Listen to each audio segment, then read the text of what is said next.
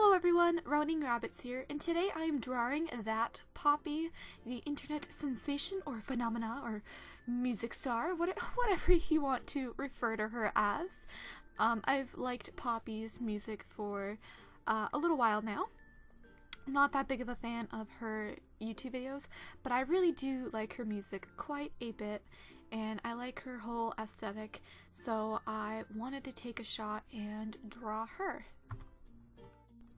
So initially, even though I've been wanting to draw her, I didn't really plan on drawing her, recently? I don't know how to say it, but, I didn't have plans in drawing her anytime soon. Yes, that's the right way to phrase that. But I was streaming on Twitch for one of the first times ever, and I do a lot of art streaming over on Twitch, and so there'll be a link down in the description below so you guys can check out my streams and you can watch me draw live, and that'd be really fun. So yeah, this is where I got all the footage from. They're literally my live stream footage sped up super fast.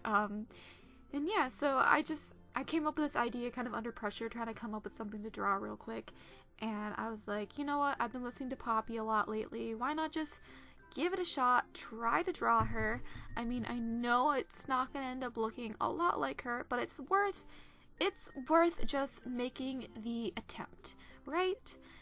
So yeah, I made the attempt, and the results don't look exactly like Poppy at all, but I'm still pretty happy with how it turned out, and I'll talk more about that later on. So back to the whole Twitch thing, I would like to give a few shoutouts to some very awesome people. First off, I would like to give a shout out to Bailey3. I already gave him a shout out in my drawing Nona video. Anyways, Dan is the one who inspired me to start streaming on Twitch, and if I didn't start streaming on Twitch, this video would have never been made, and this drawing would have never been made. So yeah, I would also like to give a shout out to Jordan, Lily, Lila, and Hockey. If I'm missing anybody, I apologize, but they are the majority of the people who've been watching these streams, and they will stay up till really late times watching just me drawing, and I really appreciate it, because I sitting around streaming to nobody, it's not very fun. So even if there's just like 2 people in the stream, I really appreciate it, and it makes me less lonely while I'm streaming and stuff. So yeah, shout out to them, they're all awesome. And yeah, so I guess we can talk a little more about this art. And by the way, I was using my Parblo Mask 10 to use this. I was using my Parblo Mask 10 to draw this, and I know I kind of gave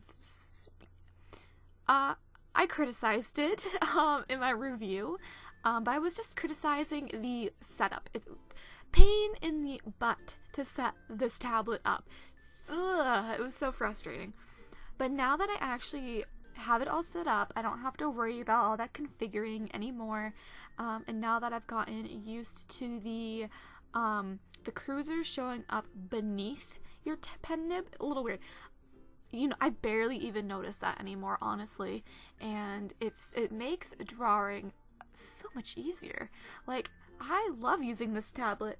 It also makes streaming extremely easy because your computer recognizes it as a second monitor, so I can basically do anything like watch videos or whatever on my main monitor, check the stream and all of that, and the stream doesn't see that. They just see what's on my tablet screen, which is awesome. Like, oh, it's great. I love it. It's awesome. So yeah, anyways, more, like I said, let's talk about this piece. It was a struggle. It took me about 7 hours to draw this, believe it or not.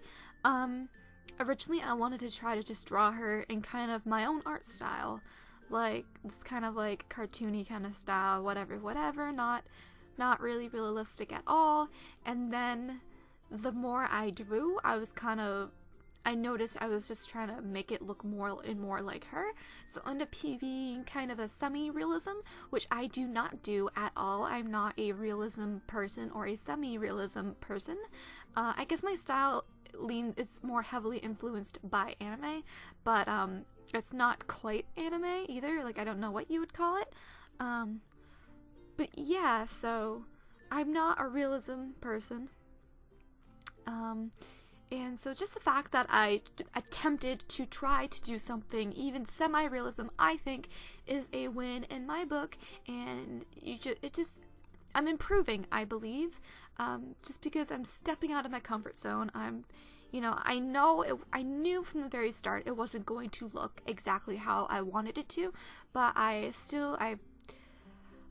suffered through the whole this looks terrible process. I really pushed myself with this, and I hope it shows in this piece. And yeah, so I don't know if you guys, I totally recommend doing something out of your comfort zone. If it's still in my comfort zone because she's a girl and I genuinely draw girls, which is weird because I used to only draw boys. Off topic. Just go out, try to push your comfort zone, whether that's drawing in a different art style or drawing a different subject, in a different medium. That's how you improve as an artist. And yeah, that's how you just improve in life in general. It doesn't actually have to just apply to art. And yeah, so there we go. Also, when working on this piece, I came to the issue of overworking. With traditional art, it's easy to just draw your thing.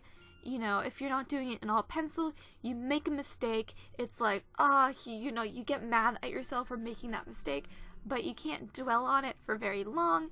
Either you scrap the piece, which I don't really recommend, or you make it work. You persevere, you try to make it work, you let yourself ignore it, you try to make it work a little bit. It probably won't be as perfect as you wanted it to be, whatever, you make it work.